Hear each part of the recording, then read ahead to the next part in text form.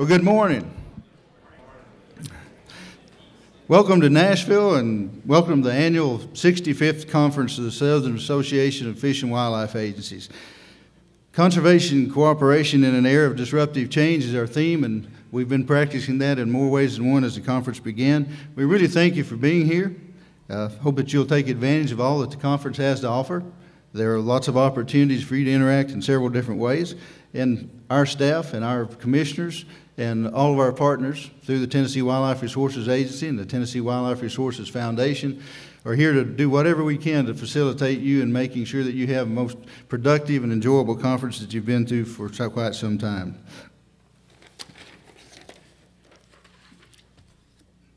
Last night, a lot of you ate and drank more than we expected. So this is a little non-traditional, but in a few minutes, ushers will be coming through the aisle. And if you could give just a little bit more, by the end of the conference, I think we'll probably be able to have a wash and we'll be doing good. But anyway, thank you for being here. Whatever we can do to make sure that your stay is enjoyable, let us know what that is.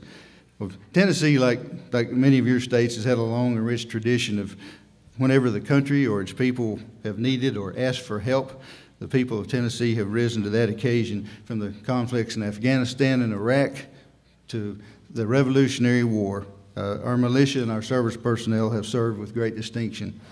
And now, to honor all those who have served so valiantly, past and present, dressed in the uniform of the Revolutionary era, the Sons of the American Revolution will make the presentation of the colors, and I would ask you to please rise. Color guard and cut.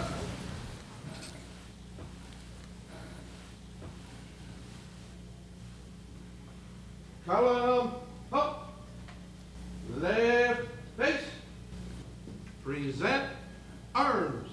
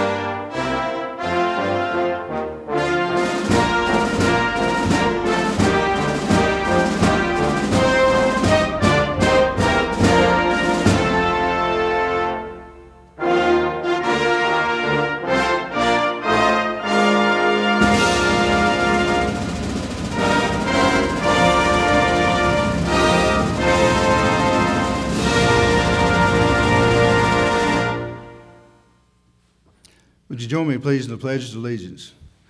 I pledge allegiance to the flag of the United States of America and to the republic for which it stands, one nation, under God, indivisible, with liberty and justice for all. Order, arms. Permission to post the colors, sir? Post the colors. Colors, to your post. Right face, forward, march. Left about.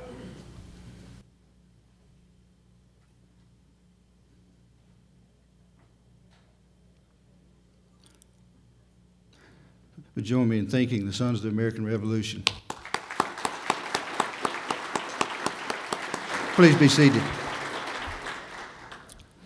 When I was attending the University of Tennessee, I met some classmates there that became lifelong friends, and we've had the opportunity to work together over a number of years, and Bob Duncan was one of those people.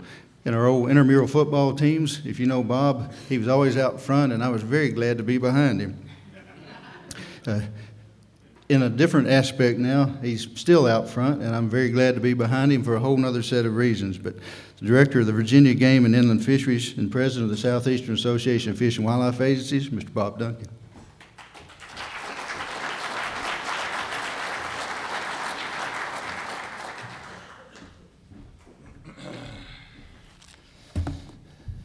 Thank you, Ed. And let me tell you, it's a real treat to be here with you this morning. First off, I want to acknowledge what an appropriate and wonderful thing it was to have the color guard here. Ed, I think that not only being mindful of the past sacrifices and services of others, but it helped me remember that the muzzleloader season is going to be opening real soon in Virginia. First off, I want to thank all of you for being here to help kick off this wonderful conference. And also, I want to start by thanking Ed and the TWRA staff for their tireless efforts in planning this conference. And I'm sure by the time we gather up tomorrow evening and head out on Wednesday, we will have enjoyed I know I've already been enjoying everything, but I'm sure everybody will look back on this with very fond memories. So thanks to Ed and his staff. The conference theme of cooperative conservation in an era of disruptive change could not be more timely and is absolutely spot on. I don't think there's anybody here that would disagree that our country and our profession are experiencing unprecedented disruptive change. To be sure, not everybody agrees with all the forecasted changes, their impacts, or even how best to address those issues in an effective and collaborative way. Let me share a little story something that happened to me earlier this year. In late August, I was at the office and preparing to make my annual trip down to the University of Georgia for our annual SEAFWA steering committee meeting for the Southeastern Cooperative Wildlife Disease Study. So as normal, I left the office to go back by the house to pick up my things I need to take with me. And I don't live far from the office, but I was about halfway home when my vehicle vibrated a little bit, and this traction indicator light indicating a problem with snow and ice came on. Now, it was only 90 degrees out, so I picked up on that right away. That couldn't be the problem. But anyway, this traction light came on, and I immediately was reminded that in preparation for my trip all the way to Athens, I had had the tires rotated earlier that day.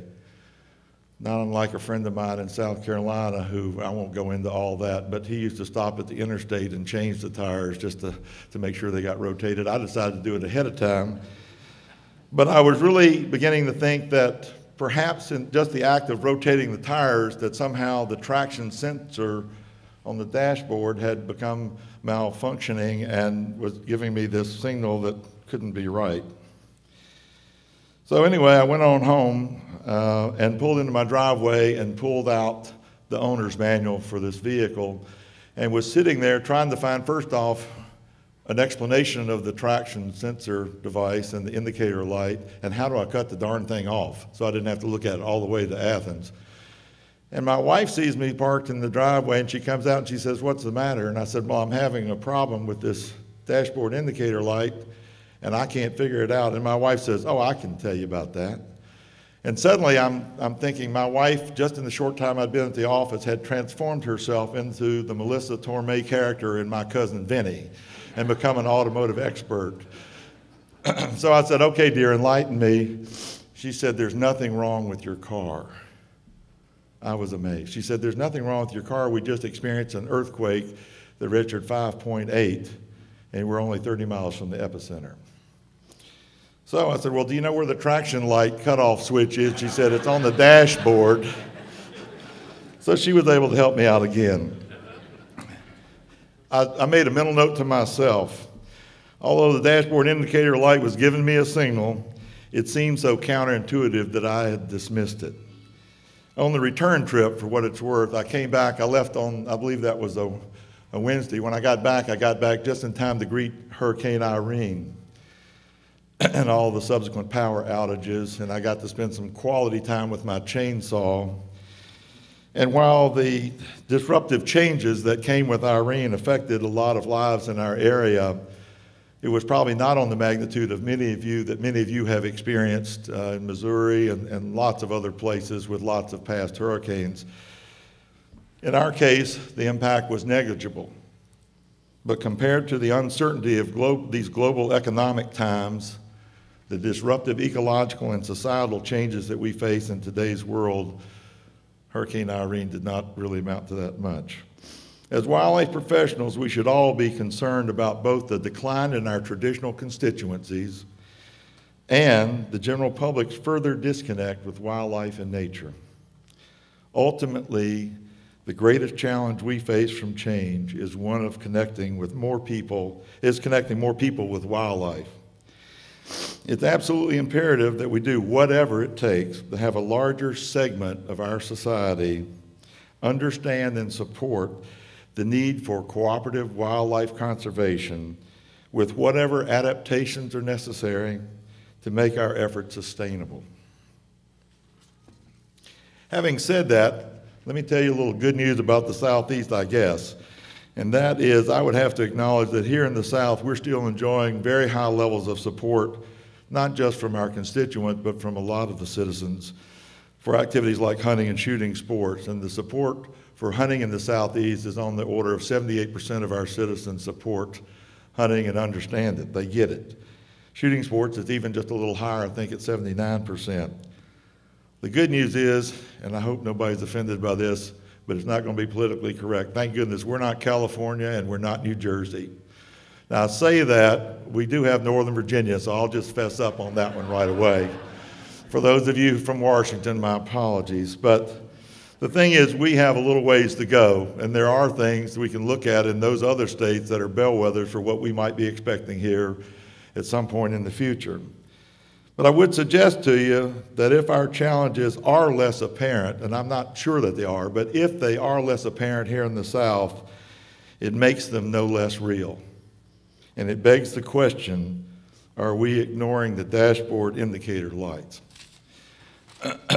Let me just mention a few specifics, and I think everybody in here, there won't be any surprises here, but among the specific issues and changes that we face are human population growth, energy development in all of its many forms, wind energy, Marcellus shale gas drilling, uranium mining, hydrofracking, biofuels, climate change, declining budgets, reductions in staff, aversion to change, invasive species, and now I understand there's even a kudzu bug that eats soybeans, and the list goes on. Organizations are experiencing unprecedented challenges with transformation or the lack thereof.